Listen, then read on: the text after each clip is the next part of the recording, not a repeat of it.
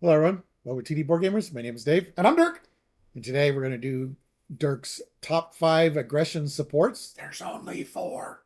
Oh, yeah. So Dirk has to break the rules. Okay. So, Dirk's top four, I Top guess, four, yeah. Well, I was of looking through them, aggression and supports. there's not honestly in most of the aspect there's not a whole lot of supports, and so I'm kind of really picky about which supports I use from the different aspects. So I really in a couple of the aspects I don't have a full five that I'll use consistently enough that I could actually consider them a top five for me. But I was able to pull together four here at aggression, so we're going to go ahead and go with that. So we'll have to see if Hall of Heroes makes the list What's that?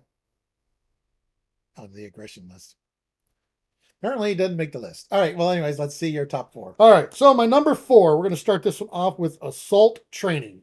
So this is a one cost support that you can have two of them in the deck, but they come with training counters. You can spend a training counter and exhaust the card, and you can add an aggression event in your discard pile and shuffle it into your deck.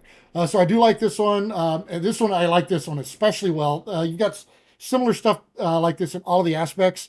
I think the aggression one is my favorite of all of those because the aggression events, very specifically, I'm trying to get back because they tend to be really big fun swings.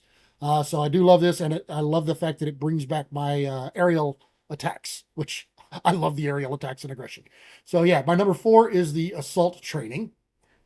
My number three is target spotter. So this is I think this might actually be, if it's not the newest, it might be among the newest of all of the supports in all of my lists. Yeah, Uh, it's fairly new. yeah, it's a pretty new one. I think it came I in might have a newer one than this. This Black. came, I think it came in Black Panther Shuri, I think, or somewhere around then. I, Or Silk. No, it's not Silk. I think it's Black Panther Shuri. It came out. yeah, I don't remember who this came with. I was thinking it came with, Came with Agents of Shield Wave. okay. All right. So this one, though, it uses the counters as well, but whenever a minion would engage a player, you're going to remove a counter from it. That minion cannot activate until the end of the phase, and you engage that minion. So it sounds a little unintuitive because of the way it works, but there are things that you can do to that minion before it gets a chance to actually activate against you if you use this one. So that's a great thing about it. But the more important thing is it is a way for characters who like to have minions engage with them, which we've seen a few more of recently. So that is a way for those characters to actually get those minions from other players.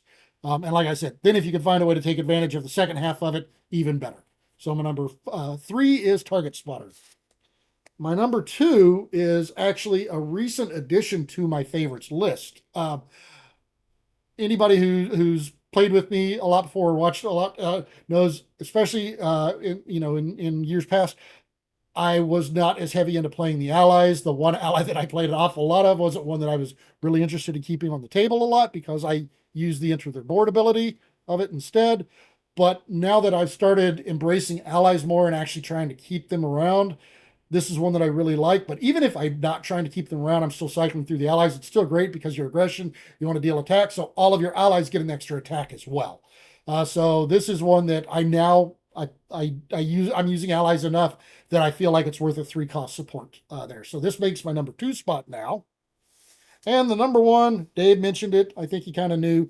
He might have thought this was probably my only one, but yeah, no, this one definitely top of my list is the Hall of Heroes. I I will occasionally leave this out of an aggression deck, but if I'm doing that, it's because I know there's another player in the game or another character in the game that wants to engage and interact and kill the minions off a lot. Or So keep them alive. yeah, or keep them alive. Yeah, Like Tiger. Tiger is a great one there. So those might be the only instances I leave this out. Any other time, even if I'm not specifically looking for minions, I will include this in most of my aggression builds because I do think it's a phenomenal card. Gives you that card advantage whenever you can knock out three minions, which especially some of like the aerial ones like dive bomb or whatever, you can do that in a single shot. So great. You can flip back and forth and get a lot of card draw out of this. Get a lot of value out of this. It's a great value engine. One of the better ones in the game, I think. All So right. my number one aggression card, Hall of Heroes.